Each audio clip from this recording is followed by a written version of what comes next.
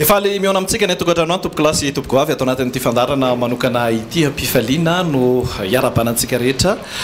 amin'izao fotoana ifanomezantsika izao fotoana iarahantsika amin'ny Kolekitifa ny Malagasy ho amin'ity anio ity fandarana manokana efa nampahafantarana antsika mieloha anio zany ny votoatiny no fantatritsika miarabantsika rehetra miaraba manokana ny namana Ivrisara izay mpanao gazety ihany koa iaraka ny olitra zany an'ity fandaran'ity amiko mandritra ny fotoana anaranao izany manatrika antsika amin'izao fotoana izao ireo dimy mirahalahy eo anivon'ny Kolekitifa ny Malagasy izay tsy izoviana amintsika rehetra itsony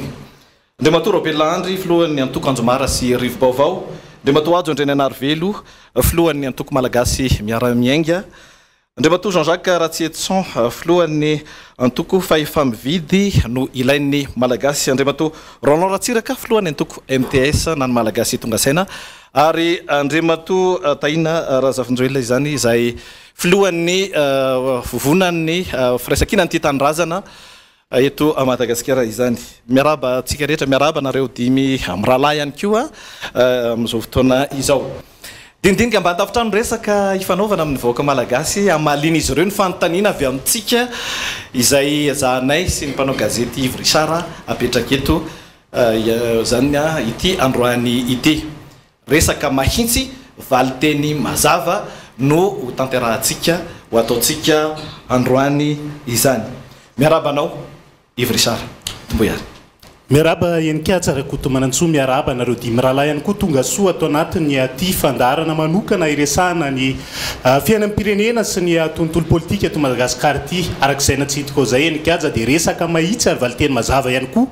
no andrasantsika amin'izy dimy rahalahy reto amin'ity ala ity todika aminao avy hatrany Andriamatoa Jean-Jacques Ratsietson izay filohan'ny FMI Malagasy mizara roa ny tontolo ny fanoherana eto Madagasikara hitantsika mitsangana ny Kolekitifa ny Malagasy eto ankilany etsy andaniny ihany koa rahantsika mahita ho an'ny androany ny Malagasy rehetra tia fantatra inona ny antony ity fivakisany ity voalohany aloha miaraba nareo mirahalahy mpanao gazety miaraba ny olona rehetra tonga manatrika amin'ny vatana n'ity émission spéciale ity dia miaraba ny Malagasy rehetra any isa-tokatrano ny antony fisian'ny Kolekitifa ny Malagasy dia hijoro anay hitenenanay amin'ny Malagasy ray hoe tsy mbola vita ny tolona nataontsika tamin'ireny fifidianana filoham-pirenena ireny ny antony mahatonga anay eto zany n'antony rahanay dia anohy ny tolona satria tolona tsy vita tamin'izany fa mbala azo tohizany io eny amin'ny antenimera-pirenena azadino fa eny amin'ny antenimera-pirenena no mpanao lalàna zany hoe le fitakina natao rehetrarehetra zay tsy tanteraka natao tamin'izany rehefa tonga maro be ny mpanohatra zay raha lazaina teo hoe nisaraka ny Kolekitifa Malagasy ny firaisankina-pirenena aminay tsy nisy fisarahana eo satria ny tanjona mitovy ny fomba atongavany an'le tanjona no tsy mitovy dia zay mitovy fomba fijery no miaraka zay dimy mirahalahy eto zany mitovy fomba fijery miaraka zareo mitovy fomba fijery fa ny tanjona tokana ny tanjona ny tokana dia io hoe fiavahana nany anay ho any amin'ny fiovana le fiovana ny tanjona ary io dia iarahanay amin'ny mpanohatra rehetrarehetra inona zany ny mampiavaka anareo reto ny vahoaka Malagasy dia tia fantatra ary tia tsampy amina mpanao politika amina vovonana politika amina fiarahana politika azo antoka fa hitondra vahaolana ho an'ny firenena manoloana an'ireo vovonana mpanao politika samihafa ireo atoko mpanohatra isan-karazany inona ny mampiavaka anareo tompoko ngamba ny mampiavaka sy tsy mampiavaka tsy any loatra ny olana ny zava-misy fotsiny dia izao tsika ngamba mahita fa miaina ao anatina fahasairanana lalina ny firenentsika ankehitriny tsy mitsahatra mihitsy fitotonganan'ny fiainam-pirenena na amin'ny lafiny ekonomika na amin'ny lafiny politika ny tiana ambara voalohany dia hoe mety hoe mampiavaka ve sa tsy fa mitohy foana ny fanoherana ny zavatra tsy mety zay zavatra izany zavatra tsy maintsy marihana foana fa tsy hoe tsy hitatsony zareo niaraka ary zareo tamin'izany dia tsy hitatsony ankehitriny tsia mitohy foana ary zay no mahatonga le fihavanana satria ny zavatra lehibe takireny tsy vitana olotokana dia antony anankiray ny arahana ary rehefa miaraka ohatr'izao dia tena tsy maintsy mipetraka le fitoviana amin'ny zavatra rehetra ka izay anton'izay no anisan'ny mety hoe mampiavaka ve zay fitoviana misy fitovim-pijery mety fitoviana azo fiarahany eny fotony azadiny koa fa fanapaha-kevitra raisina no raisina eto anivon'ny kolektifa malagasy dia miainga aveny fotony zany hoe ny safidy zany tsisy hoe avatiny manapaka na inona fa ny any an-toerana no manolotra dia ny atia tena manaraka fotsiny zay angamba anisan'ny ataoko hoe mety mampiavaka ihany koa siarabinazy ve ianareo satria tia fantajavatra ny vahoaka malagasy andrano hoe anao inona moa zany anareo reto manoloana n'izao raha-pirenena ankehitriny zao ny kolektifa ny malagasy dia fitantanana collégial miara-manapaka zay mahafany amin'ny anankiray aloha zany azo atao mametraka nefa tsy miimpose mialatsiny amin'ny vary aminanana dia ny aty andohana zany azo atao tsara mametraka fa tsy miimpose fa zay collégial ny fitantanana atao amin'ny kolektifa malagasy ary misy antony matoa zay tsy mametraka logo ny parti politique anay zany amin'ny logo amin'ny kolektifa ny malagasy io satria zay misokatra amin'ny rehetrarehetra raha misy fikambanana vonina hiditra amin'ny kolektifa malagasy na parti politique vonina hiditra dia raisinay an-tanandroa satria amin'ny malagasy ray manontolo ny kolektifa malagasy ary ny tanjona dia mitovy kolektifa malagasy aty amin'ny fanoherana zany hoe mpanohatra zay tsy afapo amin'ny fitantanandraraha-pirenena tsy afapo amin'ny zavatra misy eto amin'ny firenena satria firenena raha manany ty dia aminay mitovy foana ny tolona eto amin'ny firenena zany matoa ianareo manamafy an'izay resaka fitantanana collégial zay manahoana mety nisy karazana olana ve taminao anatiny kolektifa ny kandidata amin'izany fotoana ka mahatonga anareo manamafy an'izay hoe fitantanana collégial no isany mety hoeverina ve zay mety hoahomby amin'ny ataontsika hoe fanohizana ny tolona zay tolona efa ny matimatesana hitatsika tolona nentinareo tamin'izany fotoana falmiraba-tsika rehetrarehetra dia falmiraba mpanaraka atsika voalazany namana teo fa fanamafisana fotsiny angambany zavatra lehibe ny tamin'ny tolona ny rahany voaka malagasy iny dia raha volana vitsivitsy lasy zay teny fotony tsy mifankalala ny malagasy maro samihafa ary indrindraindrindra mety mifampirafy mihitsy ara noho ny lafiny politika fa nitsanganany kolektifa no nafahany malagasy atria ny fotony ny rahina amina tanjona zay fanovana teto Madagasikara dia zay ny tena zava-dehibe toizanay dimy rahala ny hoe zay fiarahany malagasy amin'ny anarany hoe kolektifa ny malagasy ho any amin'ny fanovana nangetahita fanovana daholo le olon'ireo hatria ny fotony ary zay heri-po sy zay finiavany ny olona avy ny fotony zay hitondra fanovana zay no hijoroana eto ary mbola toizanay hijoroana hatramin'izao inona le tena hoe fanovana fitakiana mbola tazomina sy toizana zany ilay CNI ve ilay ACC ve ilay nationalité ve ilay zay zavatra niarahanareo tao anatin'ny séance tamin'izany fotoana zany marina aloha fa dia misaotratsika rehetra aloha tonga manatrika sy miaino an'ity fandarany ity misaotra ny zay zao efada ny zavatra nitranga tamin'iny fotoana iny ary zavatra mazava efa voateny teo ihany le izy fa ataoko ngambo hoe apiko kely dia nanana fanantenana goavana amin'ny vahoaka malagasy rehefa nahita le candidat rehetra niaraka ary tsy misy hoe ty ambony ty ambany na hoe zao fa dia ny fiarahana le firaisakinana seho ary le ady goavana anovana ny zavatra tsy mety eto amin'ny tany sy ny firenena teboka anankitelo ny tena hoe nisongadina niaraka ny takina ary samy ny takina rehetra rehefa mandray fitenenana zahay dia momba fifidianana io fanovana ny CNI ny ao ny HCC sy ny gouvernement dia iny zany tazomina foana hatramin'ny 20 novembre moa dia azontsika lazaina hoe zay foana ny tenena ankehitriny zava-baovao 2024 tsika zao zay tsy niova mbola mitovy ihany zavatra takinay mitovy ihany koa ny zavatra iarahanay ary mitovy ihany koa ny rafitra hitantanany azy mbola le zavatra niseho taloha ihany asehonay amintsika zao amin'ny teny zao hoe 2024 dia mbola anome fanantenana vahoaka malagasy koa zay hoe hiady ho anao hiady anatsarana amin'ny fiainanao iady mba iovan'ny hoavy Madagasikara fa tsy anjombona lava fa mana fanantenantsika fa misy zavatra iadinay andeha hovaitsika ary hitondrantsika amin'ny fahazavana. Enikajara kuto manantsora tsy manana fanontaniana pinanjay ngamba ianao te antany mahitsy aho any Androany hoe sokajinareo ve zany ho any Androany namana sa mpifanandrina ny kolekitifa ny Malagasy ny Afraisakiny ny tsotra ny fahavalontsika fahavalonay ireo iombonanay dia ny fahantrana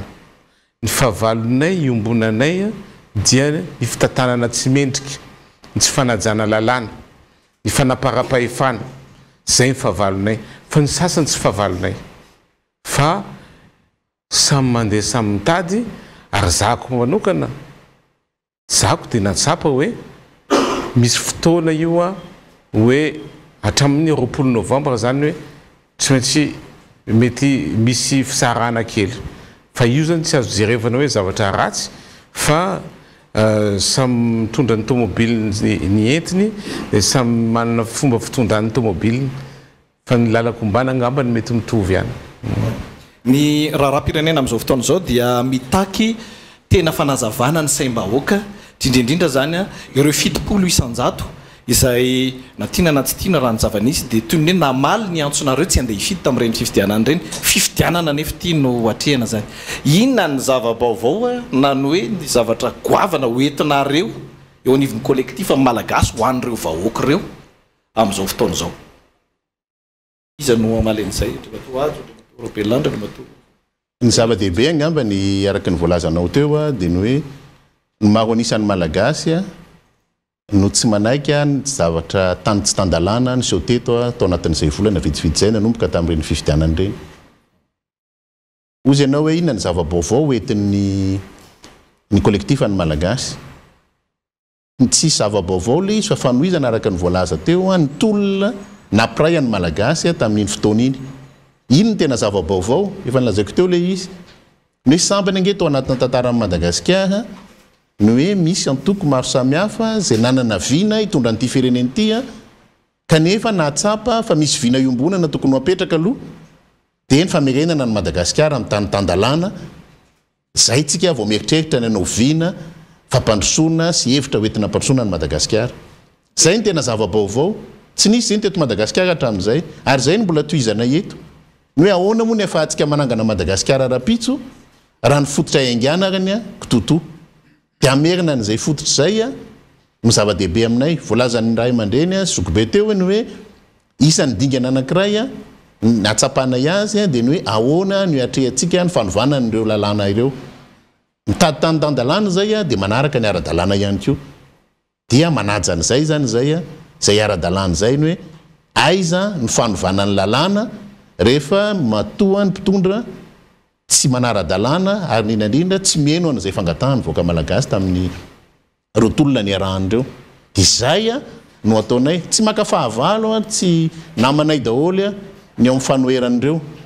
fa le tanjona sy le lalana mandeha makany amin'izay fanovana zay ngambany misy mitsitovizany fa ny tanjona iombonana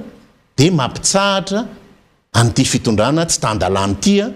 mino fa hitovizany rehetrarehetra zay ary atongava ny olona ty amin'ny fanoherana rehetrarehetra ao amin'ny fanapahana ny lalàna sy fanitsina ny lalàna hoentina hitondra ny tany sy ny firenena rapitso. Zany hoe mety miara-miasa ihany ve zany nareo any ambadika any amin'ny fametrahana paikady mifampiresaka ihany ve zany ny eo anivon'ny fanoherana rehetra amin'izao fotoana izao inona mety tsy fantatry ny vahoaka Malagasy paikady heverina ahitana fahombiazana ve zany ty ohatran'ny hoe fivakisana roa ve sa tsy ngamba tonga dia ho ampiko le resaky président Iady teo izahay zao atao amin'ny kolekitifa Malagasy tsy maika mihitsy ny hoe andao ametraka olona atsy amin'ny ritoeran'ry andao ny anay avy any fotony le izy voalohany faharoa tsy maintsy jerevana ihany koa ny hoe aiza ny toerana mety mba tsy zay tsy manana pikasana mihitsy ameno an'le toerana manontolo le 20 district satria ny tanjona tsy hifaninana samy mpanohatra tsy izay mihitsy nitazona nanao démonstration de force sampanoa zay le teny fanovana lehibe le izy talohatsika raha nanao zay de andao hifaninana etotsika tsy maintsy mifanampy ahafahana tonga amin'ilay tanjona hoe ny mpanohatra no manana ny majorité ao amin'ny antenimieram-pirenena ka le izy tsy maintsy miova mihitsy le fomba fijery mety misy fandeferana avy ao anatin'izany tsy fandeferana zany fa fibanjinana tanjona anankiray ho an'ny firenena anetsika eto zany tsy miteny ampo na janona daholo mihitsy zany fa anisan'ny antony na tonga anay mandinika tsara hoe aizitsika no ametraka mba tsy hafahana mifanelingelona amin'ny namana mpanohitra mitovy amin'ny tena mety anahoana ihany koa zany masitsivana ho an'ny candidat zay mety ho arotsaky ny kolektifa ny malagasy ao anatin'izay resaka fanohizana ny tolo zay satria raha candidat tsy anana an'izay ataontsika hoe tsy anana tsy poids politique oui tsy anaraka an'izay an'izay eny anivony antenimieram-pirenena mety anahoana mahakasika an'izay masitsivy an'izay kely fotsiny a satria mainka any amin'ny base ny fisafidianana candidat ato aminay dia mihaino feo an'ny vahoaka any afotony zany zay a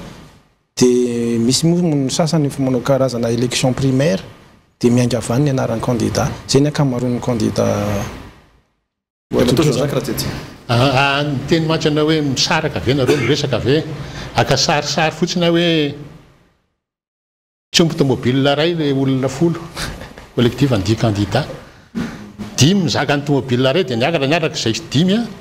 dimy ny zaka ny tomobile ray dia samy mandeha amin'ny tomobile tsy voatery resaka anatin'ny tomobile fa le tanjona hitovizana ny lalana le mitovy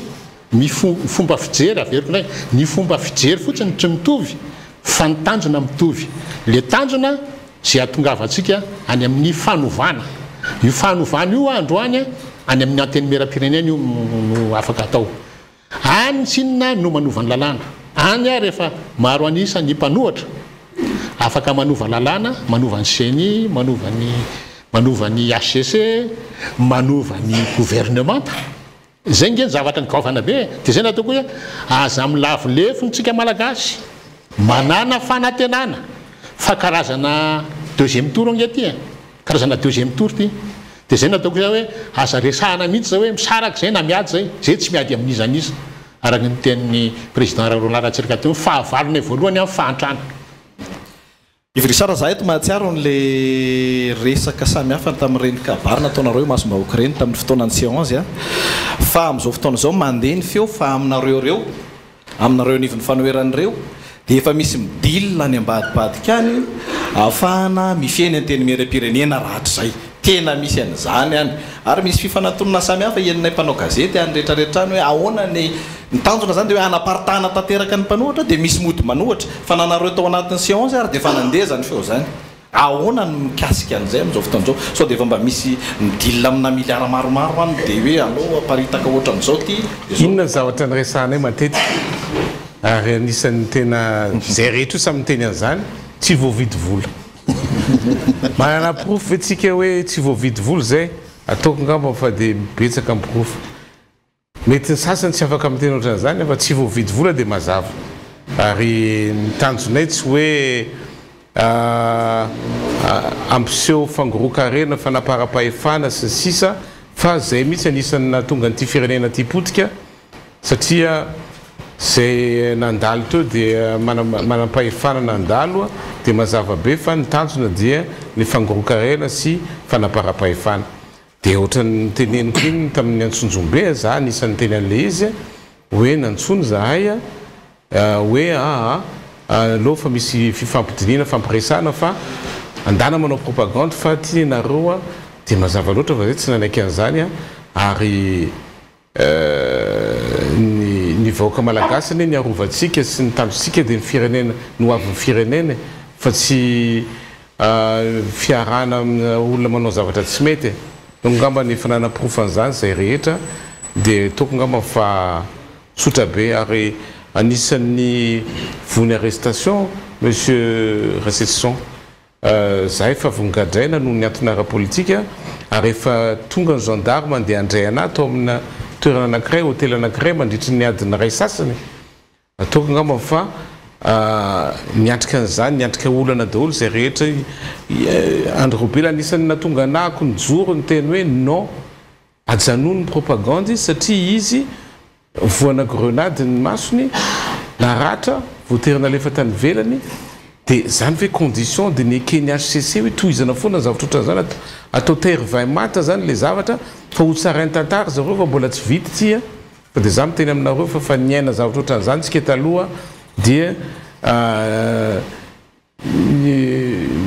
hitanareo fa tsy vita moramora zany zavatra rehetra zany resaka makasika an'izay fepetra ny rosona tamin'ny fividiana filohan'ny pirenena moa reny Andriamatoro Roland Ratsiraka fa ho any androany resaka vetivety kely makasika an'izay ny anareo mety mbola rehefa avy eo ny fanontaniana hoe mety handray anjara ho an'ny élection législative eto amin'ny firenena sy ny maro hafa ve fa raha ny tontolo manodidina ny fividianana ny tokotany sy ny maro hafa izay isan'ny nanaovanareo antsoantso nandritra an'ireny hetsika samihafa reny ve nareo nahita fivoarana kandroany nareo mety iainga amin'izay mantsy ny fanapaha-kevitra ho raisinareo rehefa avy eo lasa mety andray ve le HCC sy le CNI dia manoloana ny vahoaka malagasy amin'izao fotoana izao sy ny fiatrihan'ny raha politika nareo ve mieritreritra fa manana chance ny fanoherana azo an'izany maro anisa resahanareo eny amin'ny anteny miara-pirenena zany tsy hoe mety le HCC sy ny CNI fa raha jerentsika ny prime ministre amin'izao nefa tamin'ny 2024 ny teo hoe hatramin'izao raha jerentsika ihany koa nanomboka 2024 zany reo député reny teo ary maro anisa ny miaraka amin'ny fitondram-panjakana raha jerentsika ihany koa tamin'ny fividianana sénatorial tsy nisy adversaire ny sénateur teo e dia betsaka ny ohatrany hoe d'office ny teo lasa sénateur d'office zany tsy nisy fanoherana ao teo satria tsy nandray anjara tamin'ny fividianana ny mpanohatra tsy hoe mety le nisy HCC fa tsisy antenaina tsony anie amin'izao hoe tsy misy zavatra niova mihitsy ny teo dia raha mbola mieritreritra zareo mbola ka majorité zany any amin'ny assemblée nationale dia vao mainka tsisy zavatra iovy eto amin'ny firenena satria fa majorité efa nazy daholo ny maire reny akamaroan'ny maire akamaroan'ny député tsy misy inina anantenaina teto dia manomboka amin'io ny fanovana zany manomboka amin'io mba mimpanohatra indray ny maro anisa ny assemblée nationale afaka manova zavatra fa araka ny tenen'ny président Ratsetson teo io ny fanombohan'ny fanovana zany ka hoana ny fomba tongavana amin'izay hoe anana ny avaty amin'ny fanoherana maro anisa zay taloha ianareo ny dradradratra laza fa saritsarina fividianana no misy eto Madagasikara androantsika ndia selonce ao anatin'io élection zay efa mety hitatsika ny condition aloha hatreto tsy misy fivoarana manahoana sa misy fepetra manokana azo raisiny eo anatrehan'izay dia toa azo andrianana velo hitanareo tsara nge tamin'ireny fa natsary voafitaka daholo ny voaka malagasy fitopolo isanjato izy ianikaja teo fitopolo isanjato ny natsary voafitaka tsy tonga ny fidy fa rapitso le fitopolo isanjato tsy tonga ny fidy ireo ho avy anadio ny tokotany ka na inona eritreritra ho ataon'ny CNI sy ny HCC eo efa fantatra ny voaka malagasy zany zao mipaipaika malotony zareo rehetrarehetra dia anara-maso any vato tsirairay avy ny voaka malagasy ahafahan'ny mpanohatra ho tonga ao anatin'ny antemela-pirenena analany zareo zay le deuxième tour ny resahana teo afaka metraka délégué de vote tsy voavidim-bola ve nareo isaka mora fandatsambatra malikely le fantana faharoa fa miresaka réalité tsika satria misy vola samy hafa mihodina zay mpanao gazety manana loharanom-baovao samy hafa amin'ny fiodiny vola mandritra ny fotoam-pividianana itsika mpanao gazety manana loharanom-baovao fa itsika mpanao gazety koa tandremy tsara fa manana didy tsy anakivy ny vahoaka ny fahakiviana ny faharesena tsy azo ioarana voalohany raha hijanona zany tsika le fanontaniana teo mantsy dia hoe mety sy fanantenana ve ny fanoherana ao amin'ny azo an'izany ao amin'ny anteny miara-pirenena zavatra tsy azo apetraka zany aza-kiviana ny olona lasa avy eo le olona tao dia mieritreritra hoe efa tsisy fanantenana tsony tia fa dia antra mandrakizay teninareo an'izany le izany hoe lasa sanatryaviny vava fa azarana ny fahantrany ahoana moa tsika ny lasa misy olona samy tehaka rehefa misy manala fako zany fako zany ane zo fototra nanan'ny olombelona sy mitehaka koa rehefa verina mirehitra rehefa miverina mirehitra ny jiro ka azazarina an'izany le olona lasa zatra resy tsika nitsika pino averiko foana ny teny isika pino dia tsy maintsy manantena ary ny olona njoro efa vita ny lasy ny tena njoro tsika ary niaraka isorana antsika mianakavy ny aradia zao indray zao misy firaisankina vaovao misy kolekitifa vaovao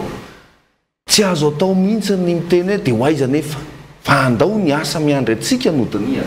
iaradia tsika andao androso andao jerena mipaikady iarahana ny mpanao gazety itsika rehetra tomponandraikitra daholo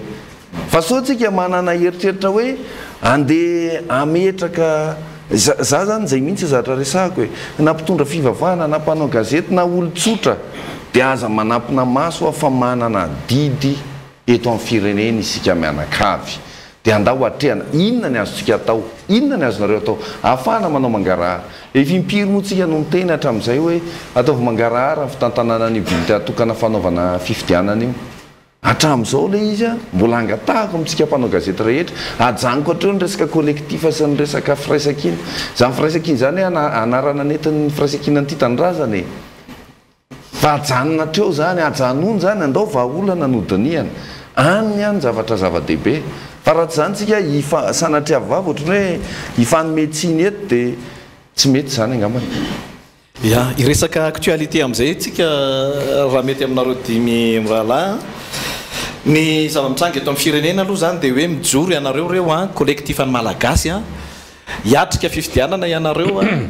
androtsaka candidat ianareo a mieritreritra fa anova zavatra eto amin'ny firenena ianareo a manainga ny vahoaka malagasy rehetra ifidy ianareo a manainga ny vahoaka malagasy rehetra andray andraikitra eto amin'ny firenena amin'ny fifidianana izay ho avy eo zany ny zava-mitranga dia hoe raha ny raharaha-pirenena amin'izao fotoana izao ny diniana dia ny rafitra mikarakara fifidianana dia ireo ihany ny vahoaka malagasy mielipatrana manerana nosy ao anatina vanim-potoana tena sarotra fantaniana le rahana isivy risaranketrika teo dia hoe inona ny paikady tena hoe ataonareo zany na ny antso avo ataonareo na inona ny fomba hahafana mampahomby zany ny fanaingana ny olo-pirenena ho tonga saina ka tena hoe tia fa ho tompony ty fifidianany ty amin'ity fifidianana solombavombaoko ty ka tsy anaiky angalarana itsony na anaovana tsinitsina itsony ny zoko amin'ity fifidianana ity mpitarika mantsy ianareo dia tsy maintsy anontaniana mahitsy momba izany ny zavatra tokony fantatra aloha dia misy zavatra goavana be tsy mampitovy ny présidentielle sy ny fifidianana solombavombahoaka présidentielle ny valim-pifidianana mialany fokotany makany amin'ny commune makany distrika dia makaty amin'ny CNI fohy be daholo dia makany amin'ny HCC fohy be ty ndray mitoraka ty a 20 ny district misy fifidianana 20 isa eto Madagasikara 20 isa tsy mila makaty amin'ny fohy be zany hoe ny valim-pifidianana azo maîtrisena any amin'ny base any amin'ny fokotany za manainga ny olona rehefa tonga amin'ny fifidianana atreo ny fifidianana manasa ny vahoaka tongava manatrika ny fanisambato dia rehefa mivoaka ny valim-pifidianana tsy maintsy avoaka ao velan'ny fokotany dia aparitao fa raha voatsiny ny valiny voaka amin'le fifidianana amin'le district anankiray dia isy korotana eto Madagasikara ny tompona andraikitra ny olona amin'ny fitondrana fa mitindray mitoraka ty manentana amin'ny vahoaka mihitsy mandraisanareo andraikitra manatona ny candidat ny kolektifa ny malagasy manao volontaire manao délégué ana bureau de vote tsy voavidy vola zay ny raha tsika hatramin'izay tonga avy amin'izay ary nareo fa za miandry fotsiny hoe mijoro ny ohatra natao tamin'ny fifidianana filoham-pirenena mijoro izahay be dia be ny olona manaraka fa amin'ity ndray mitoraka ity mandraisa koa anjara mandehana makany amin'ny bureau de vote atony ny candidat ny atolotry ny kolektifa malagasy na ny mpanohatra rehefa tsy misy candidat ny kolektifa malagasy satria efa nitenenina teo zay tsy hanenjika an'le district 20 fa rehefa misy hitanao hoe misy namana mpanohatra tsy hamono ny vaton'le namana mpanohatra zay raha izy no tsara toerana kokoa aresy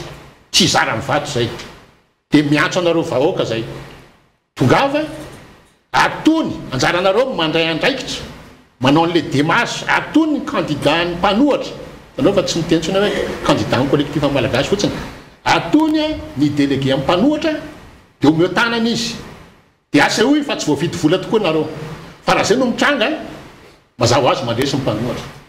fa tsy maintsy miroso amin'izay fanovany zay ve tsika raha te hikatsaka fiainana tsaratsara kokoa ny vahoaka malagasy hitantsika raha ny zava-misy amin'izao fotoan'izao mbola betsaka ny ataoko hoe tsy resy lahatra amin'ny fanoherana hitantsika nandeha ny fividianana lany fihodinana voalohany ny filoham-pirenena amin'izao fotoan'izao nareo koa ve ao anatiny aloha ty an-tany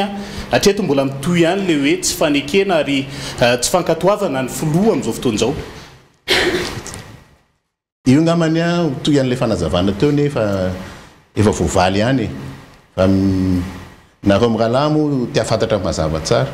za tia metraka fantaina mivoaka malagasy hatramina fitan'le fifidianana filoham-pirenena raha ve ny tsara sa ny ratsy ny fiainanao androany samy malala daolo tsika fa ny ratsy ny fiainana ary misafotra ny fiainana mbola tianao tohizana indray ve zany aoriana fifidianana solombavambahoaka raha tianao tohizana dia averenao reo fa raha tianao hitsahatra zany a dia aso reo zay ny avaty aminay a avaty amin'ny kolekitifa ny malagasy zay le fanohizana an'le tolona ny hoe tsy nety a raha nidradradradrana lazaina tamin'ireny dia hoe mety hiatsara ny fiainan'ny malagasy ny tsara ary izy androany ve misy ve ny jiro mandeha tsara ve ny jiro misy ve ny rano ny ena ve ny vidin'ny solika ny ena ve ny vidin'ny vary ny ena ve ny vidin'ny ppn andavanandro zany ane ny lokaloka natao tamin'ireny fotoany reny dia ianao ve mieritreritra fa raha reo no miverina io dia mbola hiena ho azy io teo ary tsy voahenany keo aorianan'io io voahenany tsony vao mainka eo mafisy no fiakaran'io dia izay le fanovana tianao atao tandalàna ve madagasikara androany misy hoe fandripahalemana mety hoe tia tanàn-dehibelona zay nefa tsy misy kidnapinina eko mahazo maramila sy mahazo gendarme miambina daholo mpanambola rehetrarehetra itsy akazo be nay dia fa feno ny kidnapinina any amena be ne misy kidnapinina eran'ny madagasikara misy kidnapinina saingy malagasy tsotro reny dia tsisy miteny dia tsy maintsy mifidy malagasy raha te hanovan' zay raha te hanova dia fantatry ny malagasy zany fa atya no herin'ny fanovana rapitso adinitsika nefa fahefana ananany vahoaka malagasy vahoaka maneran'izao tontolo zao a dia io fahefana mifidy io zony io a fahefana io fa somary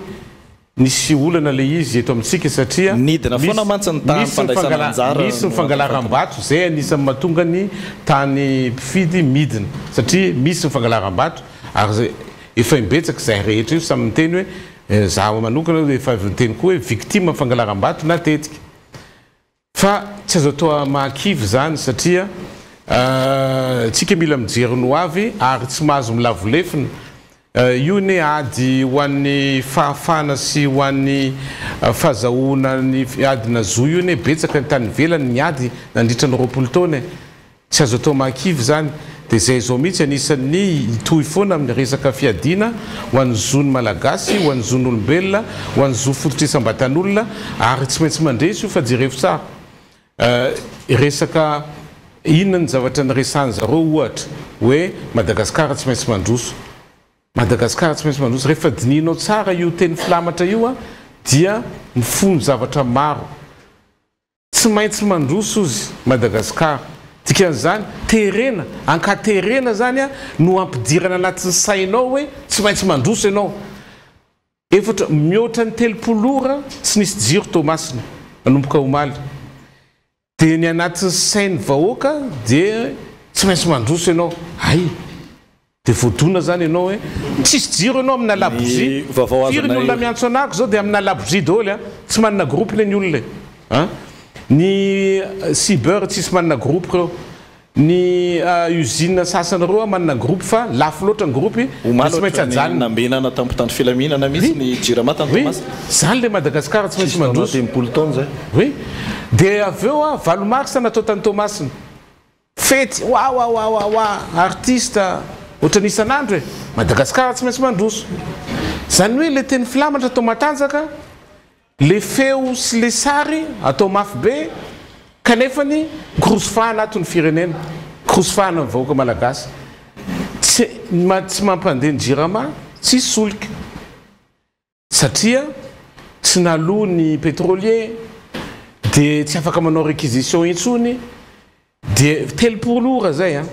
minoana anao rehefa mbola mitoy afaka ora vitsivitsy dia tena mivadika zavatra hafa 500 millions d'ariary isan'andro ny solika ilaina ho an'ny Tomasina voalohany 500 millions zay nefa tsy ananany fidondrana tsy ananany satria maninona satria ratsy tatana satria nahodikodina mazava be efa mazava ary ny anisan'ny tenenina impiry hoe misy fanodikodonam-bola ao anatin'ny jirama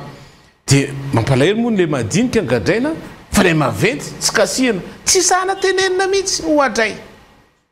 tsisy masamy teny ny anarany zareo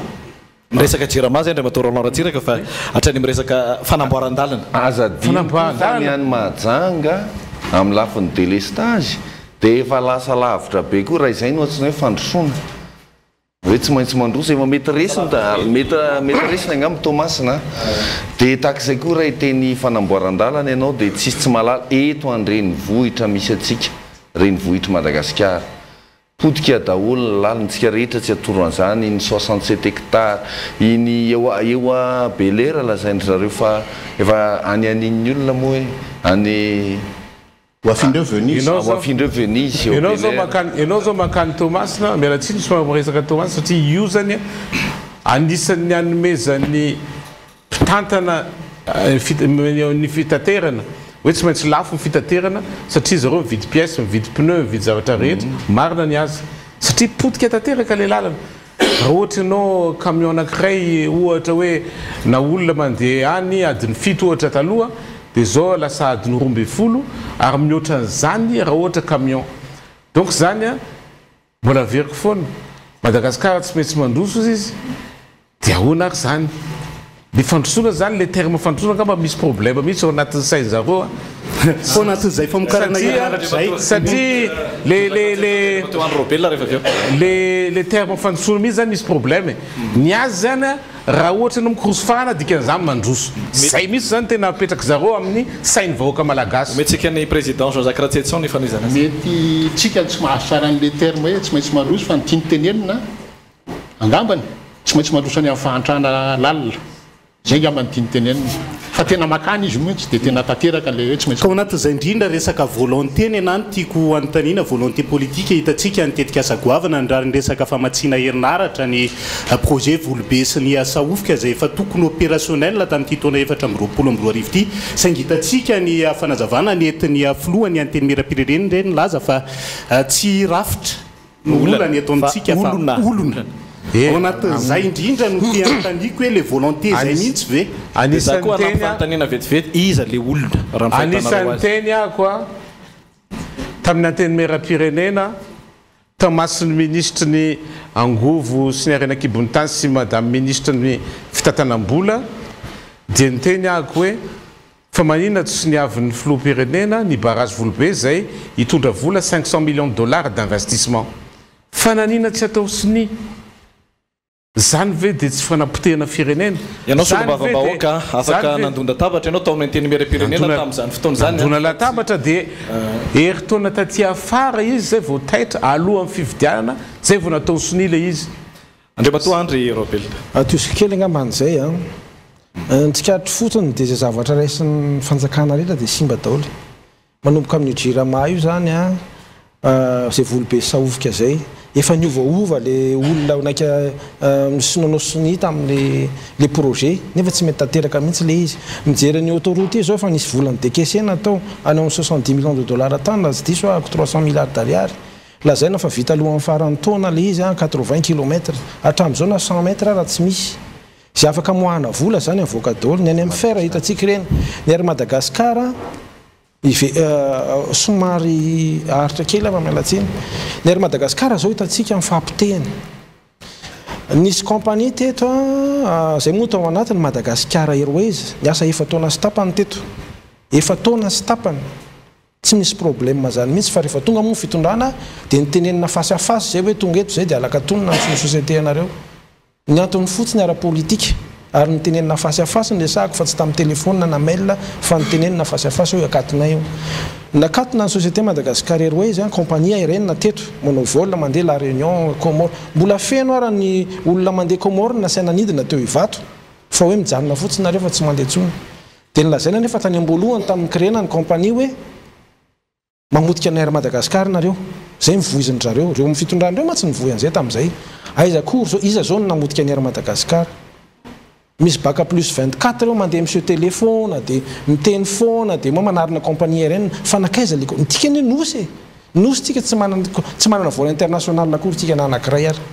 Air Madagascar io zany tena maty liquidation judiciaire moa dia natsangana indray Madagascar Airlines dia tsy tafavoaka mihitsy le izy dia misy mpandraraha ve privé dia potehana ohatran'izany foana tsy efa vahaolana angamo ny hitantsika nankatoavy ny filan-kevitra minisitra farany resaka ataontsika hoe fanomezana lalana ny ministera ny fitantanam-bola ao an'ilay resaka hoe garantie souveraine fa atsika mahazo ATR misy roa andrematoa androbe ATR dia Embraer 190 dia izy zany hatramin'izao misy zavatra tsy mety matoa tsy mivoaka foana zay zavatra zay vol international raha najanony daholo dia vol intérieur sisa nataony tsara dia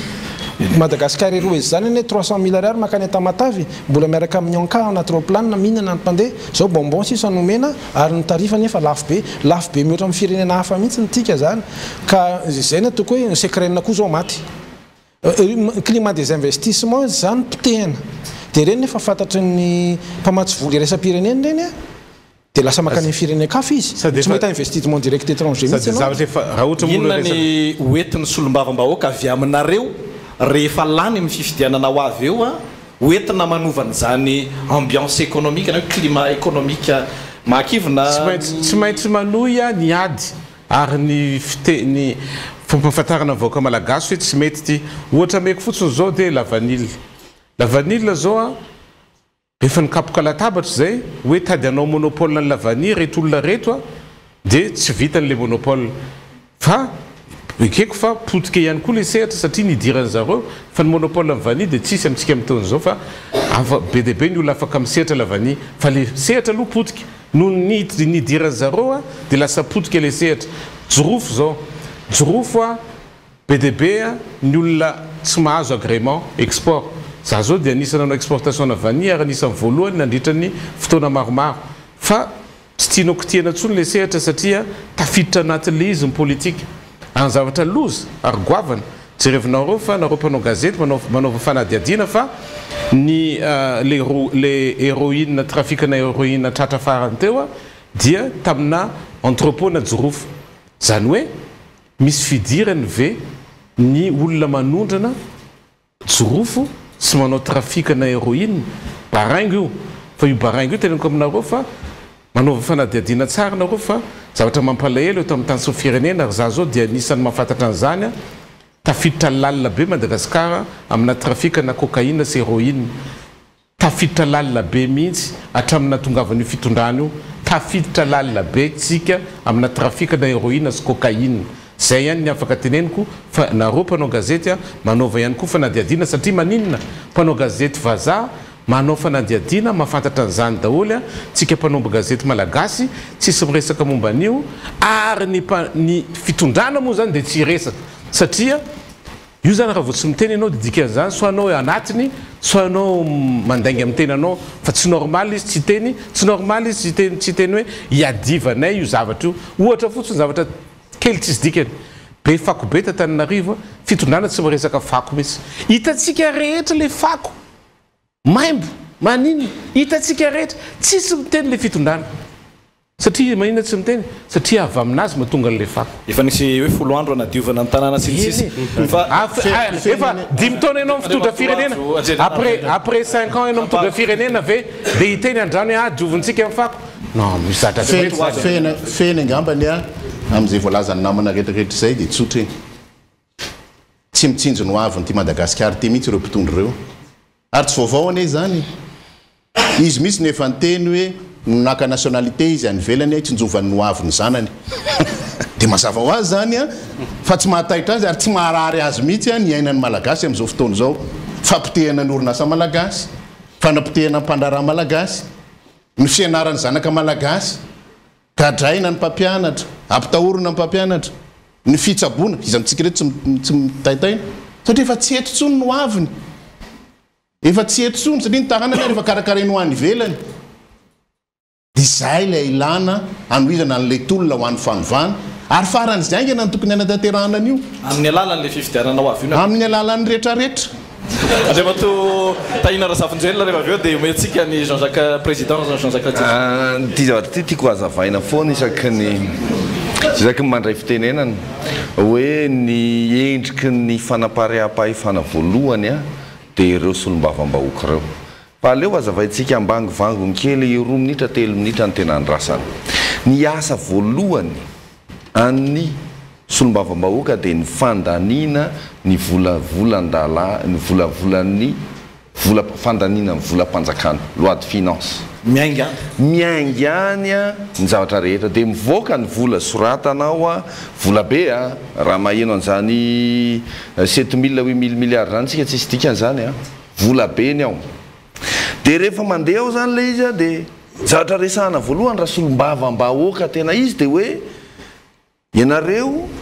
miteny hoe lahara-pahamehana ny famokarana fa izahay avatia ambatondrasaka mba firisan-jaton'io vola io no lasa ty aminay amin'ny ministera ny fambolena sy fiompiana ary roviny zay ny tonga ty mananjo feno ny solombavam-bahoaka manara-maso ny fanatanterahana ny asa rehetra eo amin'ny circonscription fa mila manana azon-damosina anao an'izay zay le zava-dehibe satria rehefa fantatra ohatr'izay le asany any amin'ny firenen-kafa ny fandaninany reny loi de finance reny dia andro tsy fiasana zaraina amin'ny vahoaka rehetra le izy a dia mba mahita daholo ny olona hoe olanina ve ty vola anampianany ukrainianiny ty ady amin'ny rosianina dia tsy manaiky ny azy dia tsy afaka manao nininy zany hoe endrika ray amin'ny fanapaream-pahefana fanapaream-bolam-panjakana ao amin'ny anteny-miera ka ianao zany raha manana olana amina resaka tsy fandripahalemana dia antanio ny solombavam-bahoaka anao hoe fa ohatrinona hoe ny vola lasan'ny gendarmerie aty Atsimon-drano dia amaly anao ny gendarmerie aty Atsimon-drano hoe na gazoal ary tsy misy resaka azon-damosy ny enikaja teo fa toizantsika amin'ny resaka asy ny androm-panjakana manahoana ny fahitanareo ny fanomezany ataontsika hoe ny fitondrana amin'izao fotoan'izao moa zany izay asy ny androm-panjakana zany hitantsika reny ny raharaha motion de censure ny taona 2022 a volana desambra hitantsika ny mahakasika an'ireny manahoana mahakasika an'izay atso andriany anavelo kefa nyteneniko ianao teo hoe potehany zareo angety Madagasikara ty dia potehany hatrany amin'ny androm-panjakana rehetrarehetra potehany hatrany amin'ny rafim-panjakana rehetrarehetra tsy misy tsony zany ny fafieritreretany a dia hoe izy mpitondra ihany a sisa ny fahefana eto Madagasikara fa reo tompona andraikitra rehetrarehetra tsy misy izay no mila hijoroany malagasy tsirairay avy izay le fangatana an'ilay fanovana hoe sa mihitsika sa mijoro a hitondra ny fanovana amin'ny fanajana ny fihavana le fihavanana koa tsy dia hainy loatra satria raha vao mahita malagasy anankiray mba metimety izy a dia nanapotika azy no ataony sa ahoana namana tsy fatany zany a ao anatin'izay fihavanana izay a ny hoe ianao ane androany mety mahazo masoandro fa rahapizy anao mety tratran'ny aloka koa andriamato Jean-Jacques Ratsetson metsika mbako manana le fitenenana hoe tsy problema tsy olana rafitra io fa olana olona iza le olona mitondra zonge za me ohatra tsara ohatra tsotsotra menimena daholo hoe matoa tsy mandeha io a tsy mety io lalam-pandrenana io za tsy miteny hoe tsara zaty ny lalam-pandrenana fa misy eo amin'ny lalam-pandrenana zao miteny hoe maimaimpona ny fampianarana sekolim-panjakana eto Madagasikara sarotra ve mampiasa an'izany solombavam-bahoaka tsisy miato amin'izany tsisy mampatsiahana tsisy ao anatin'ny lalam-pandrenana misy miteny hoe manana zo ny olona tsirairay andray karama maro ny zo fototry ny maolona tsy mahavelona vady aman-janany ao anatin'ny lalam-pandrenana zany dia raisiko voalohany ohatra mpiasam-panjakana ve tsy manisakitsaka lalam-pandrenana amin'izany hoe reo mpiasam-panjakana reo ve ny karamany a mavita miaro ny zo fototry ny maolona sy mahavelona vady aman-janany tsia TDL ny anarany izy ny olona tonga dia landy azara miteny hoe tsy TDL fa MTDL mbola tsy tonga dia landy zany ny karamany dia hoy za hoe io zany a tsy resaka rafitra tsy ny lalam-pandrenana amin'izay fotoana izay no ratsy fa le olona fitondrana tsy mahay mampiatra azy na tsy te hampiatra azy nefa le olona fitondrana le vola lany iny amin'ny zavatra rendrarendra téléphérique amiko rendrarendra maninona le vola amin'ny téléphérique anaovanao fanasoavam-bahoaka mandehany amin'ny social-bahoaka tena mahavelona olona be dia be raha iny million de dollars io afa-tsy maintenance io azadiny fa rehefa mandeha téléphérique io misy maintenance isan'andro misy contrôle fa raha vao tsisy an'izay io enjery aty amin'ny lohantsika io taninarivo tsy vita moramora io zay nataoko io za hoe resaka olona aloha voalohany zay nataoko hoe mandehana amin'ny fidy fa zay maro aniso amin'ny antenimera-pirenena nge no manolotra prime ministre ka raha olona mba avaty amin'ny fanoerana no lasa prime ministre mino kosa zahay reto fa ny zavatra tanjona voalohany ataony dia makany amin'ny social-bahoaka ary tena ho hita ho tsapatanana hoe tonga dia misy fiatraikany any amin'ny social-bahoaka satria zay no andrasany malagasy izay mpanao gazety ihany koa dia mahita tompoko miantefa aminareo dimy rahalahy mihitsy ty fanontaniana ity hoe ny havy ny adevitra hoentiny ny solombavam-bahoaka mihitsy koa indraindray no tsy araka izay eritreretana azy ny ohatra farany zao ty resaka castration resaka viol fanolanina sy ny sisy tia nareo ve amin'ny candidat izay efa faritanareo sy ketrehanareo amin'izao fotoana izao tafiditra ao anatin'ny kajinareo ve ny hoe tsy maintsy ampiakarina ny lentany ny adevitra eniny anteny miera-pirenena manoloana ny fandaharana ny lahara-pahamehana sy izay mahamaika ny vahoaka malagasy amin'izao fotoana izao andrimatoro ny tena olana zany a ny akamaroan'ny député dia manangatanana fotsiny resaka loi de finance teo zao dia tsy misy midinika mihitsy ny ao anaty le tsy mba njerena lalindalina le izy fampiakarina fotsiny ny chiffre budget ny fanjakana dia nefa nietra sy ny tsy masehaka an'izay akory dia tsy afaka miditra amin'ny fandrosoana mihitsiny zany tsika fa amin'le député zany mba farafaratsy ny tena olona mba tsy tena hoe nianatra fa tena mba misy minimum tokony hoainy ihany zany afahana manova le izy koa hoe miangy avy aty amin'ny fotony avy aty amin'ny filatsahana ho fidiana zany hoe ny olona ve andeha hifidy olona ohatra hoe manana fahendrena na hoe mahay na hoe tsy voavidy vola sa verina foana le tsy voavidy sa andeha hifidy izy satria mena zavatra izy dia hifidy le olona manome zavatra indrindrandrindra ny misy tapany amin'ity firenentsika ity le olona mpanome zavatra indraindray sy olona ataontsika hoe manana fiainana madio tsy azo lazaina dia donc zany lany le olona izy tsy miasa loha ohatra meko manao fotsiny ao amin'ny anteny miera-pirenena tadidiko tsara mifidy resaka taxe momba ny pate alimentaire dia napetraka fianjakana zany izy ihany miteny hoe ampidinitsika ny vidin-javatra ampidinitsika mividy vary ampidinitsika mividy zao izy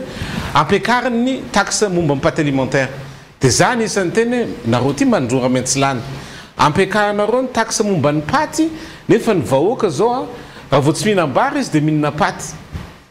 tsy maintsy ampiakarina io bon dia ny fidiny ny solombavam-bahoaka fa ampiakarina ny pate alimentaire zany isan'ny tsy mifidy dikan'izany miakatra zany ny vidin'ny paty donc zany mandrora mentsilany le solombavam-bahoaka mandrora mentsilany le fitondrana satria mahazo baiko hoe fidio ampiakaro ny vidin'ny pate alimentaire dia nampiakarina anovan'izany nareo amin'ity indray mandeha ty le izy ane tsy mety ny solombavam-bahoaka foana mahazo tsiny mariny zany zay le fividiananao avy indray matofiloajo dia tena intsiko mihitsy le fanontaniana satria tena lesoka lehibe dia resaka adevitra eto amintsika amin'izao fotoana izao raha ny zavanizy tiako taritana lavidavitra ny lalan-tsaintsika ao anatin'le izy matony mitonga ohatra amin'izany sehatra zany io anteny mera-pirenena io ny anteny meran-doolona ny HCC sy ny senisy ny ambony misy tompon'andraikitra hoe ny olana eto Madagasikara andro any dia le tompon'andraikitra voalohany mihitsy ny any tsy mahafantatra ny lanjan'ireo androm-panjakana ireo izy no manapotika an'ireo androm-panjakana tsirairay avy ireo mahatonga anazy ohatr'izao zay ny tena olana fototra safidim-bahoaka ny solombavam-bahoaka fa adidinao rehefa mitarika ianao no miaro an'le androm-panjakana mame asina an'le androm-panjakana mba ahafahany manao an'le asany araka izay voalazana lam-panorenana nolazain'ny zoko Jean-Jacques teo fa zay ve ny zavatra misy eto amintsika ny ataon'ny fitondra amin'izao zao nge dia manapotika ny androm-panjakana manapotika ny Madagasikara amin'ny lafiny rehetrarehetra resahantsika teo ny lafiny ekonomika fa amin'ny lafiny fitantanana ra-panjakana tena potehany tanteraka mieritreritra izy a fa hoe rehefa manangatanana fotsiny solombavam-bahoaka dia matanjaka izay zany zay zavatra entiny eo tsy mitombony zany raha mpampianatra ianao raha ohatra nandia fianarana ka nandao atao fianarana dia fantatrao tsara fa mpampianatra dia manontany ny hevitry mpianatra ao ampianarana mampiady hevitra ny mpianatra hoe misy olana inona ny vaolana samy milaza ny heviny a zay no ampiakarina ato amin'ny trano misaotra ny namina fa atao amin'ny trano fampianarana antsika mahalala tsara n'izany fa zany ve misy eto amintsika le olona tompona ndraikitra ve a mamesehatra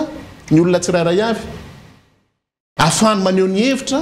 ampandrosoana ny Madagasikara zany resaka taxe ny resaka maro samihafa zany iny entina ampandrosoana ny Madagasikara tsia fanampenam-bava misy eto na io mivantana na ankolaka tsy ahafahany voaka malagasy maneho hevitra hoentina anatsarana Madagasikara satria izy mieritreritra fa izy rery ihany a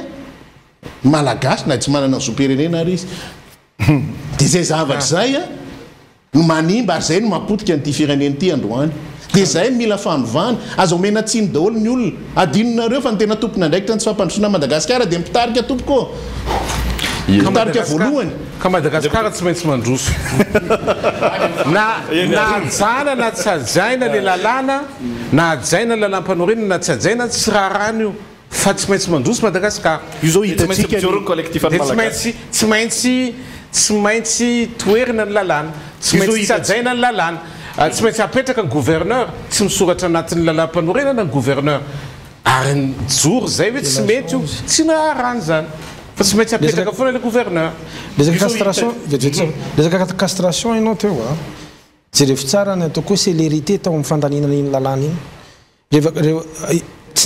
tsy ndinika niaraka amin'ny dokotera zao dia amin'le zoma olona mihitsy mety anao anazy ve le dokotera anao le castration satsy dia mametraka fanontaniana ary ahako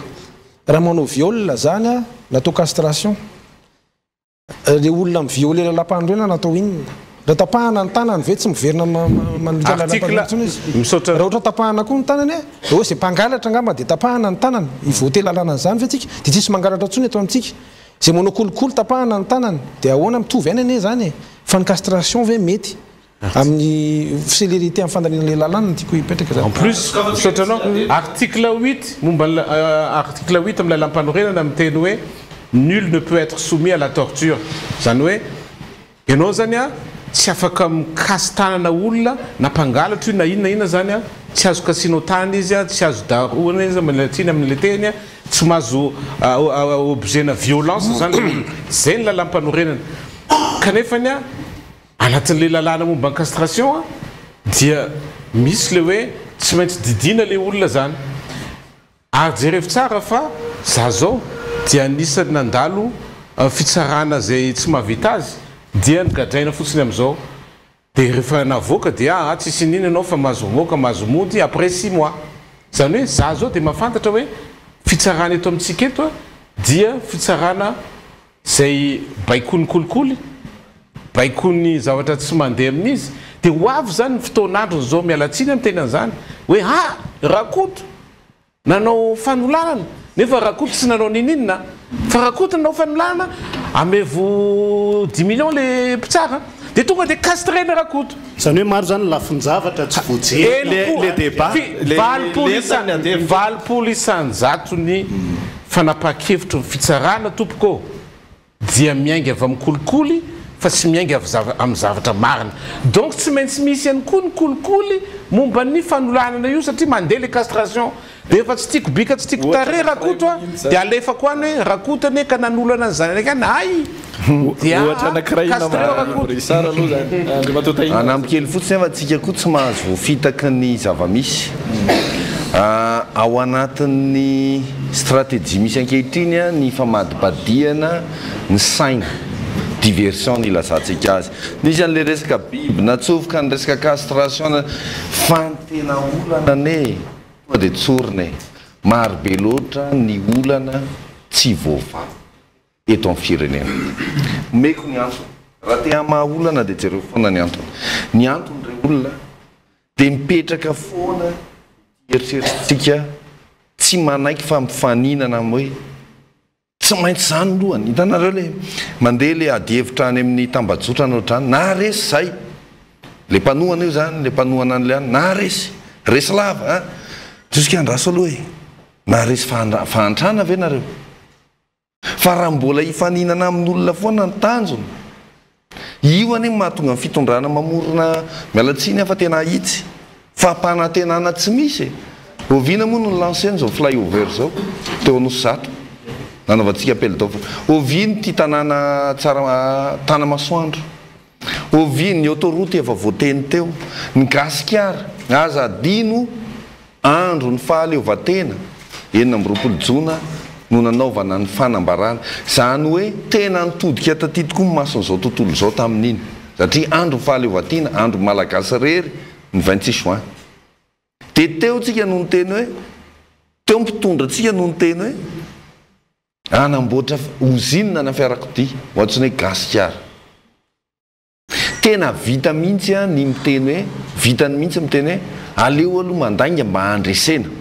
de ohatra zany ve no anabeazantsika no avy ny tanoratsika hijery fotsiny ve tsika ary zany tsy dirako lalina amin'io adihevitra anao hoe castration sy ny namana io fomba raha io ahafahana mamily ny sain'ny olona fa le maha olombelona azadiny fa ny fandrosoana dia miainga amin'ny olombelona ny olombelona le malagasy olombelona ve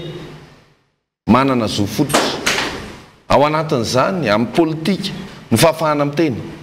iverenako eto foana ireo ray aman-dreny ara-drazana zay nenjehana farany teo iverenako eto ireo mpitarika syndikaly iverenako eto ny zo fototra fa mahazo maneho hevitra amin'ny kianja tsisy tsonne zany ngany efa tsika état d'urgence foana afa neny tamin'ny covid-19 any tena olana resaka fifaninanana resaka mialatsiny resaka défi tsy défi any ty défi amin'ny fahantrana tompoko no andao atao fa raha mbola défi amin'ny samitsika no ataotsika mitovy foana valiny io ok zay mihitsy ty hoe défi contre amin'ny anasiana izay ny mahatonga anay miteny mihitsy hoe tsy lahara-pahamehana ny ameno an'le 20 fa le défi ho amin'ny fahantrana lahara-pahamehana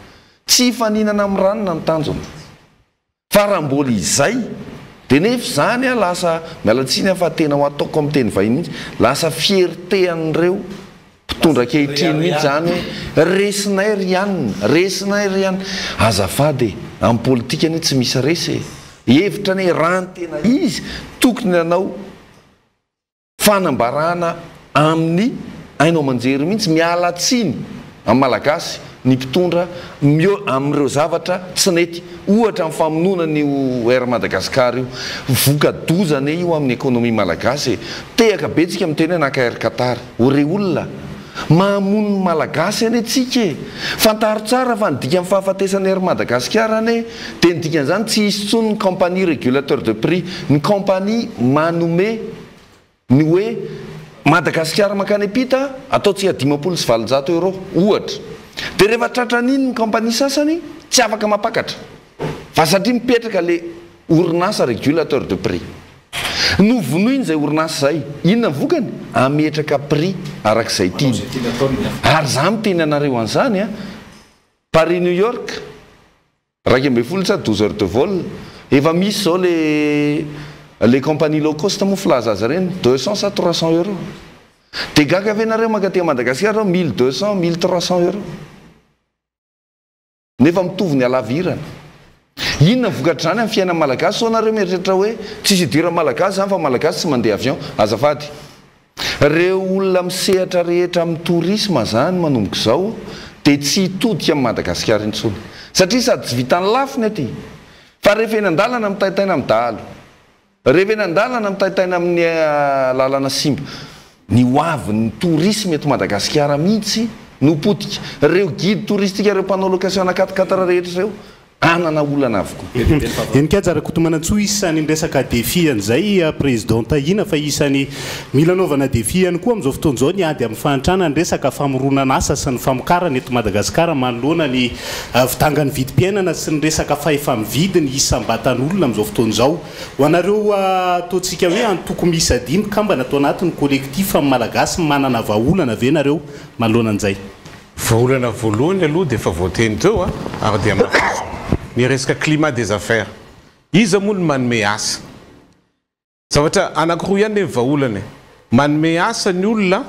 na ianao zany mamorona asa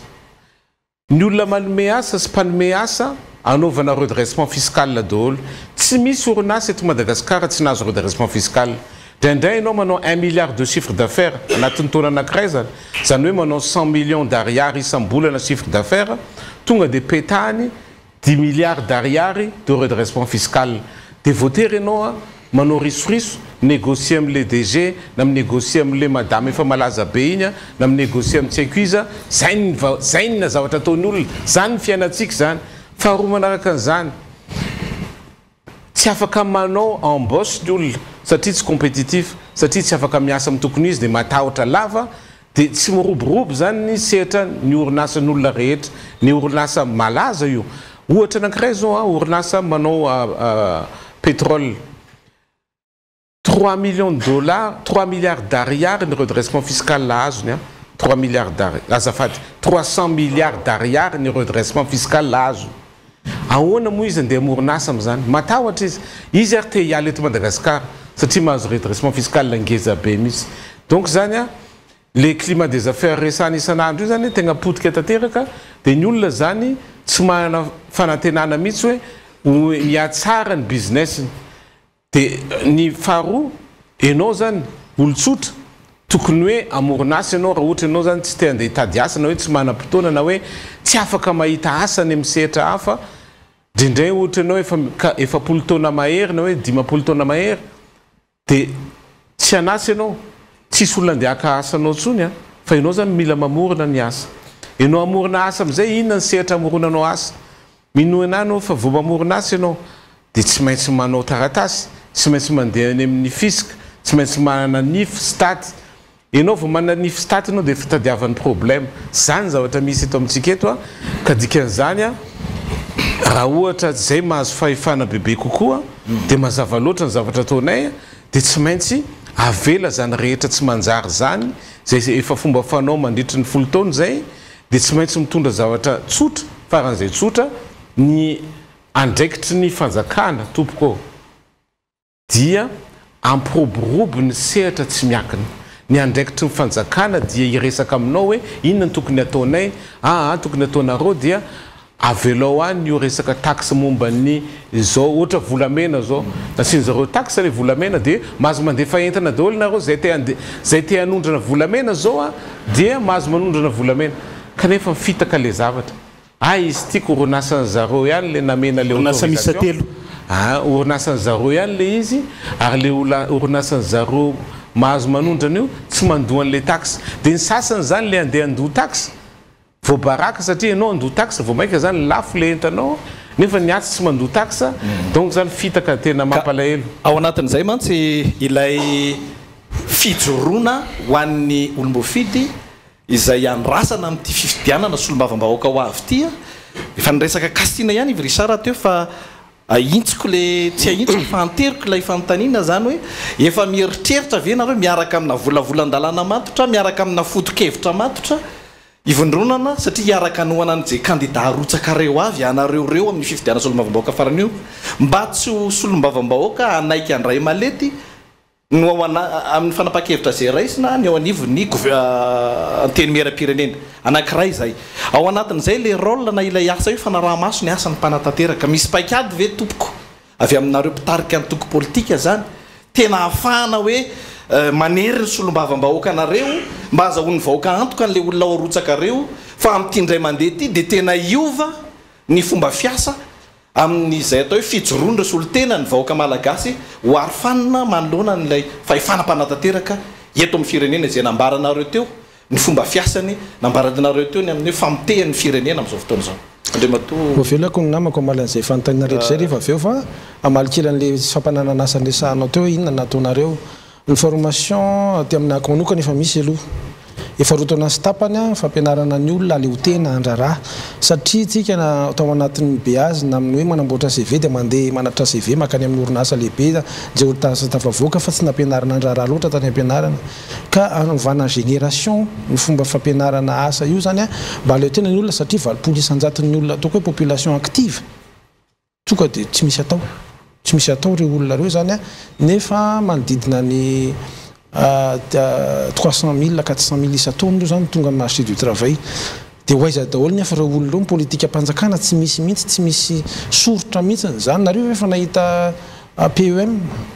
zany mbola tsy nahita fa nitady ihany a mbola tsy nisy taloha velorano le izy any dia adino azy le velorano efa misy 50 angamba tsy tanteraka reny hitantsika amin'ny tambajotry reny dia zao mivadika tampoka hoe mahaolona nefany a zay efa ndradradradrany mahaolona eo fa rotaona sy tapany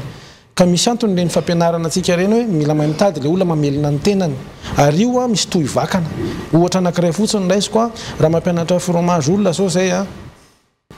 misy mpanatitra ronono sy mpamokatra ronono a mividy ao koa dia miova amin'ny fiainan'ireny tantsara iny ary narahany maso mihitsy nanaovana documentaire hoe raha malafo 10 litre isan'andro zany le tantsara idirana ray alina iny ny kirakiraina anaovany écolage anaovany ny zavatra vola kirakiraina andavanandro fa afaka mamboly sinopo koa izy dia any amin'le tsy fampananasa resanao a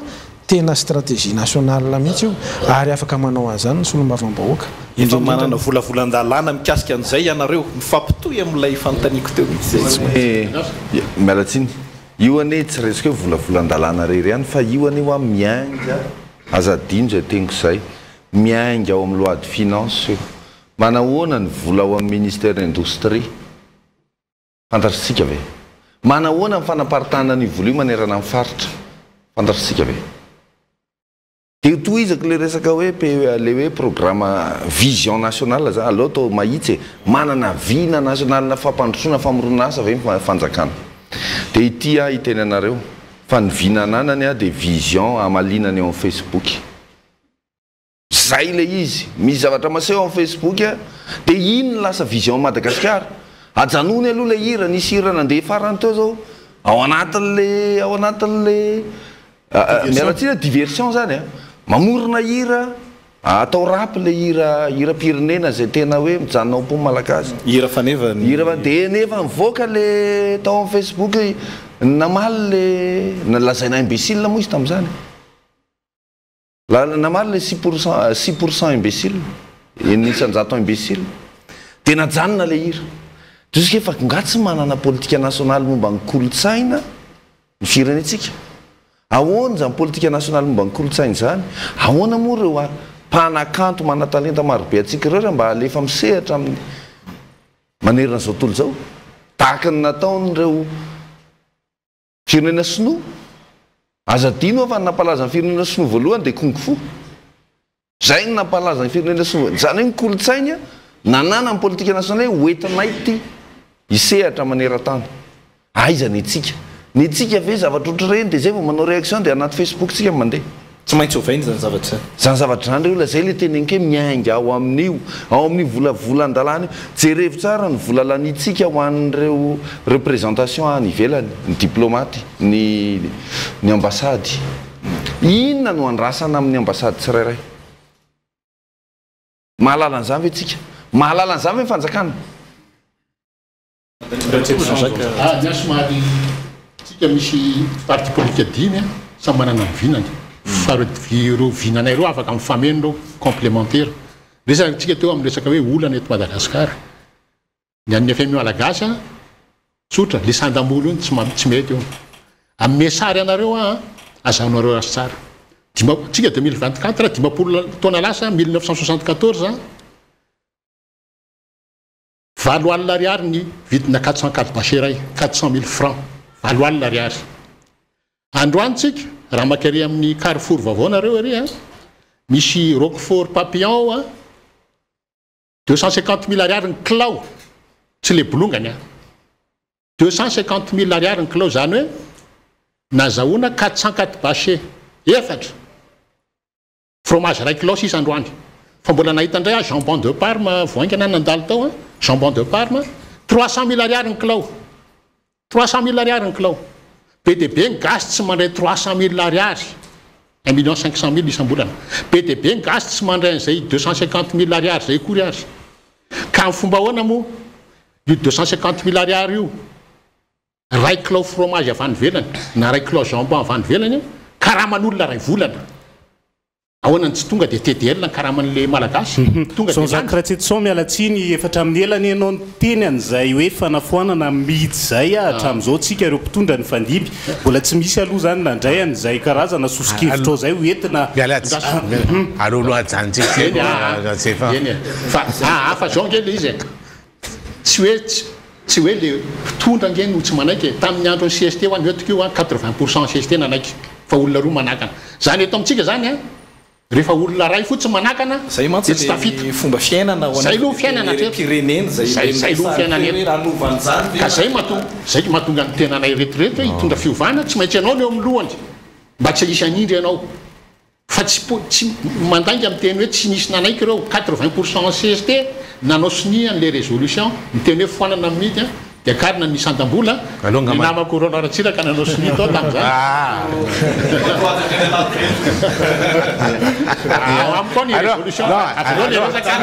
aloha resaka zavatra kolekitifa malagasy miatsika na solombavam-bahoaka no resantsika ao amin'ity androany ity fantanina petraka reo mazava tsara hoe ahoana ny famolavolana nireo candidat ny kolekitifa ny malagasy manoloana nireo fanamby asitra zava-mitrangy eto amin'ny zay ne mahatonga anay araky voananomboka ty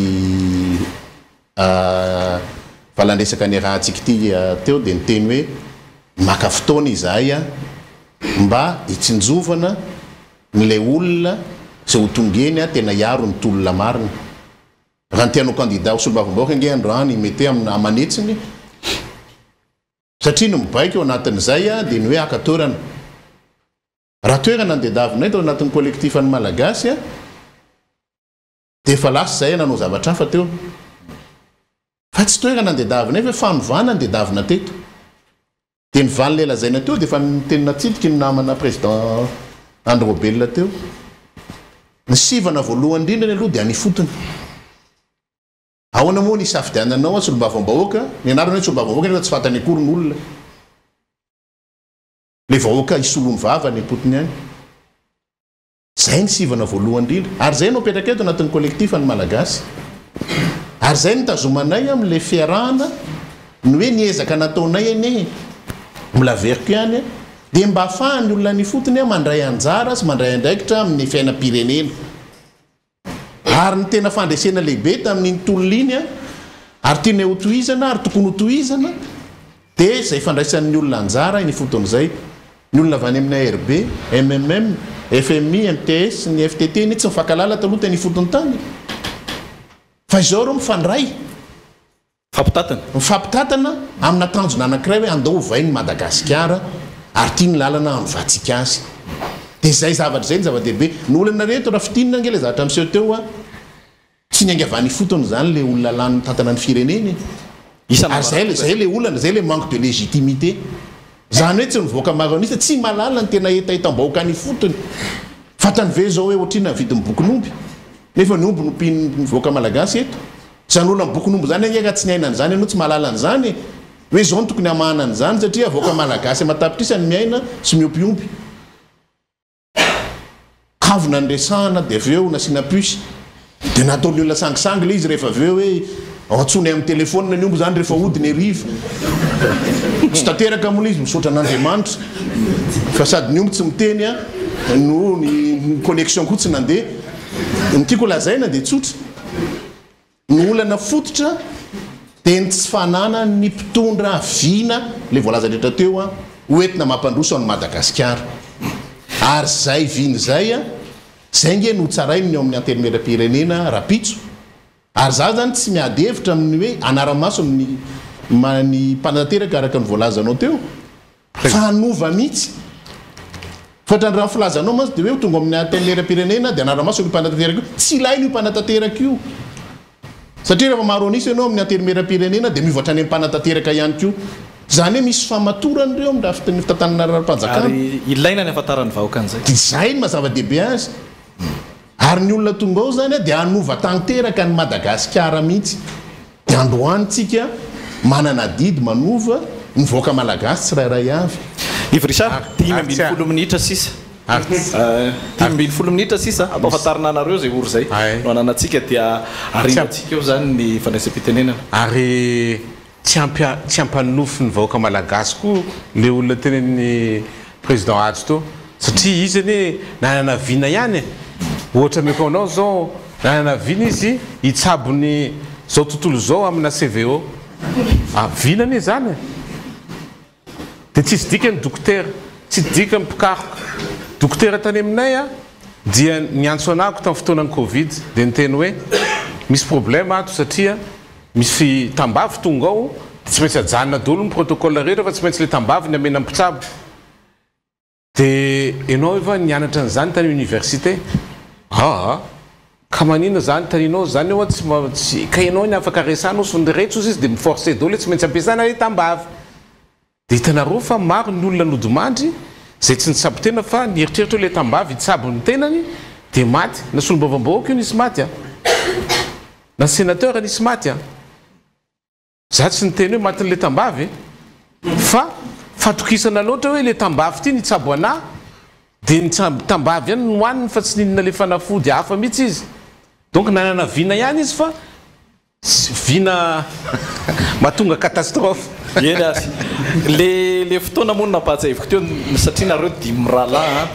ny kolekitifa ny malagasy miatrika ny vahoaka malagasy ray manontolo mihitsy Ivry Richard no tompon'ity fandaharany ity de niezaka izay nitondra ny fanontaniana mifanaraka amin'le fifidianana solombavam-bahoaka raha ho zaraina aminareo dimy le am-potoana fohy de fohy fa ny fanontaniana roa faraparany angambany atao amin'ny Ivry Richard rehefa aveo dia manohy azy rehefa aveo mikasika ny atao hoe teny ifamarafarana zany amin'ny vahoaka malagasy manoloana ny zava-misy hena amin'izao fotoana izao sy ny fanapaha-kevitra ho raisina ho amin'ny rapitso aminao amin'ny firenena ray aman-teny fanontaniana ray mifandraiky amin'izay fiatriana ny fividianana solombavam-bahoaka izay enikajy rakotomanantsoa tsotra ny fanontaniana amin'ity ality hoe manahoana ny mety ho fomba fandrindranareo zany ny ataoko hoe fanolorana kandida eo etsakilany misy ny firaisan-kina zay nambaranareo teo fa tsy mpifanandrina moa zany ao anatiny fa mety azo everina ho namana ihany koa manahoana ny fandrindranany zay fanolorana kandida zay mety tsy fanitsaka ave ao anatiny manahoana mikasika an'izay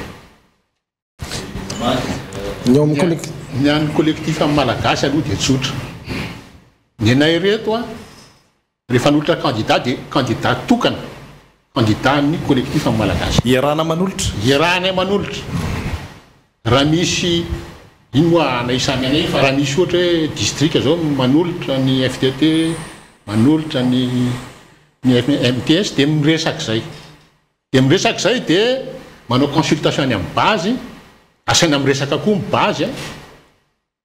amin'ny farany ireny base no mamaly fa tsy zay koa no manapa-kevitra mifanaraka ry zareo izy amin'ny place tsaratsara koa de andaotsika hiaraka de miaviny io fa tsy resaka fifaninanana ny fahavalonay fahantrana fa tsy olona verimberina mihitsy zay verimberina mihitsy zay matorabelona maro ny candidat ny kolektifa malagasy amin'ity solombavam-bahoaka ity fivitana solombavam-bahoaka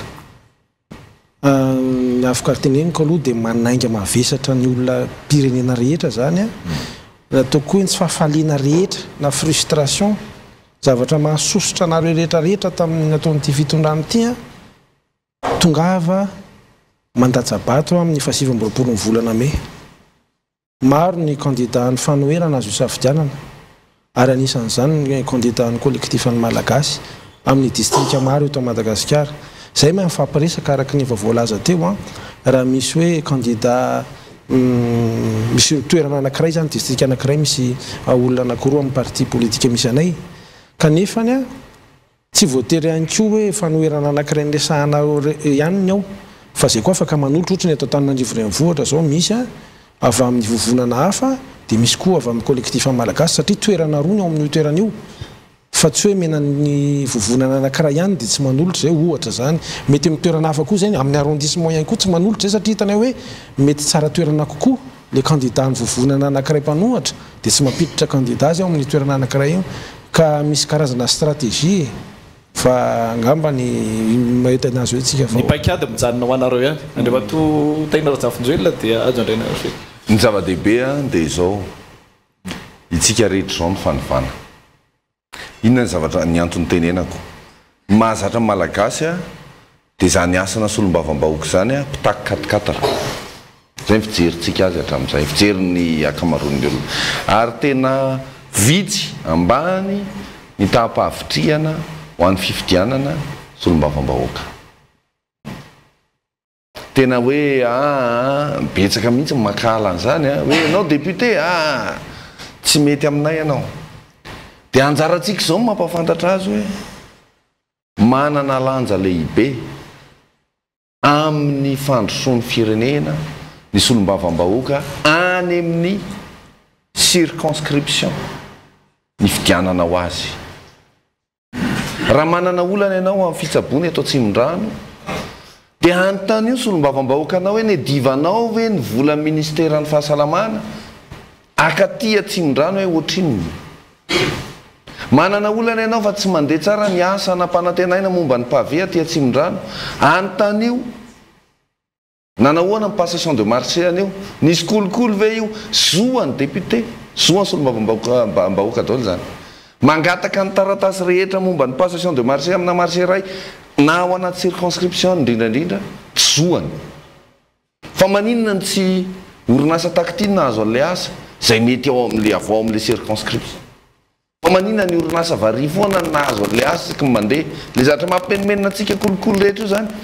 petraka ao anatin'izay ny asan'isy ka adiditsika zay ny tenika hoe isika ny fanovana za raha miteny tsy miteny ho an'ny kolekitifa rery fa miteny ho antsika mpanao gazety teny ho antsika manatrika rehetra isika ny fanovana isika no andao anazava arak'izay azo atao zany antsoina hoe asan'ny solombavam-bahoaka ny asan'ny solombavam-bahoaka andao ajanona le olona miteny leo politika zay tsy fiditsony fa leo politika olona kivy reny ary aza adino fa averiko foana ny olona kivy dia olona manota raha amin'ny lafiny ara-pino tsy mahazo kivy zany ianao raha olona mino ianao tsy mahazo kivy enoy fotsiny dikany hoe mino dia mino ve anao nefa kivy ina zany hoe tsy fanohatra fa tsika ireo mila mifanentana ajanony ty mifanakivikivy ty ifampitenitena io tsy isy fikatsony fa antra mbaka ny zafikely ninonino nataonareo efa zao ajanony andao azavaina ny asany andao entanina ny olona rehetra andrainy andraiky ny fany mitandrivika azy tsirairay dia izay ny antsoina hoe fitiava-tanindrazana aza dino fa eo ampelatanantsika ankehitriny ny serasera hafa ny taloha dia hoe tia misy serasera raisy ny vahoaka rehetra fa zao ny vahoaka efa afaka mamoaka vaovao ho an'ny vahoaka amin'ny alalany tambajotra tserasera mandeha ny fifidianana dia alaina sara ny voka-pifidianana alavo sara voka-pifidianana mifanetana amin'izany asana solombavam-bahoaka zany adiditsika tsirairay zany reo olona eny ary ndre matoajo mandray ny anary fely ia ngamy efa voalazany namana teo daholy no mikasika andresaka hoe solombavam-bahoaka zay vinanay tao anatin'ny kolektifa ny Malagasy hoe takitaky ninona ny solombavam-bahoaka ho tonga eo amin'ny antenimera-pirenena fa ny dia fanamafisana ny hoe nisy tolona ny erahana teto anadiovana ny tompo tamin'ny mpifidianana sy amerenina ny tanytandalana eto Madagasikara dingana iray io tsy azotsika tsinotsiniavina ary tsy maintsy taterahantsika dia manasa tena manasa ny vahoaka malagasy tsirairay avy mijoroa isika tsika tsy naman'izay miemotra zany fa azotsika atao tsara manova amin'ny Madagasikara tsy hoe voova rapitso araky n'ilay nofonofo voalaza teo reny fa vovantsika mendalana fa indrindraindrindra isika miaraka no afaka mampiova ny lalan-tantara zany betsaka tena betsaka ny Malagasy no miraviravy tanana indraindray amin'ny afitsoko ny mpitondro